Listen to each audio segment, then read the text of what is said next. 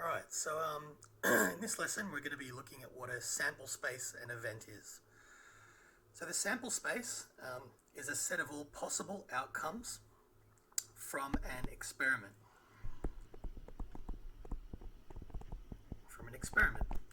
So an experiment can be, say, tossing a coin or rolling a dice. These are our probability experiments. Now, we are going to use a symbol labeled epsilon. It's like a backwards 3, and we're going to be using that to denote our sample space. So if you look over here, we've got our sample space for our coin toss written with an epsilon. So all the possible outcomes of the experiment of, tossing a coin are written like this.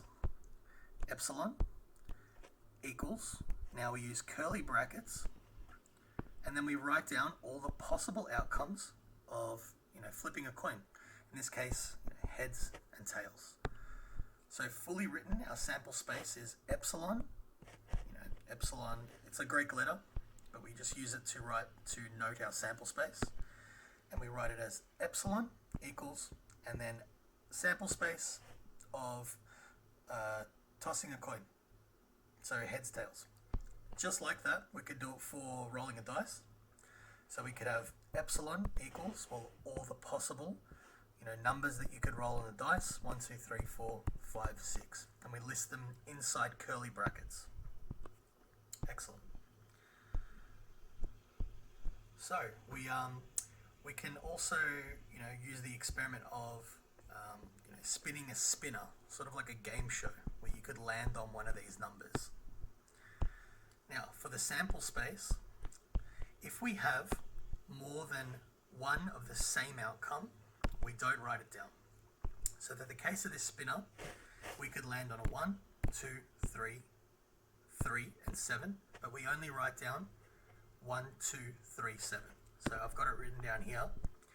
The sample space for landing on the spinner is all the outcomes without the double ups. So we just write 3 once. Great. Now, we've got to talk about events. Events,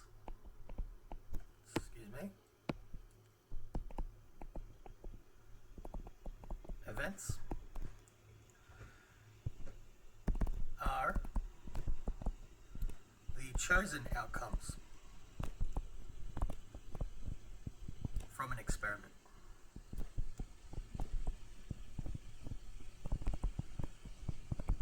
So for a coin toss, we could choose to get a heads. So as an example, let's write the sample space for a coin toss. Sample space for a coin toss. So we could get a heads or a tails. So that's going to be in our sample space. We write epsilon equals curly bracket and all the possible outcomes. So we could get a heads or we could get a tails.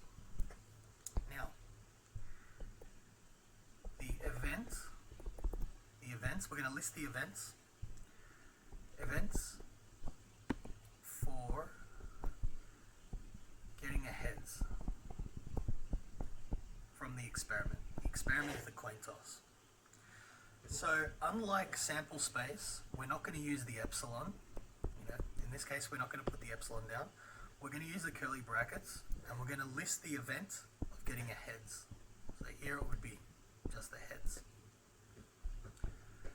Let's have a look at the coin toss. Let's have a look at the dice. So sample space for a dice roll. So remember, sample space, we've got epsilon equals, now all the numbers that you could land on a dice. So 1, 2, 3, 4, 5, 6. Great. So let's list the events for getting an even number. Getting an even number. So let's open our curly brackets. Let's see. which ones are the even numbers? 2, 4, 6. So we're listing the events for getting an even number. We would open curly bracket and list 2, 4, 6. So in summary, sample space is written as an epsilon equals all the possible outcomes from an experiment. The experiment can be flipping a coin, rolling a dice, or spinning a spinner. The events are the chosen outcomes from an experiment. And we don't write that with an epsilon. It's just listed with the curly brackets. So for the coin toss, our chosen outcome could be a heads. So we list the heads in curly brackets. For the dice roll, sample space is written as the epsilon. And say the event of getting an even number, well, we just list the events with no epsilon. And we just list the events of getting that even number, and the even numbers of a dice being 2, 4, and 6. And we list that inside of curly brackets, no epsilon, just curly brackets only.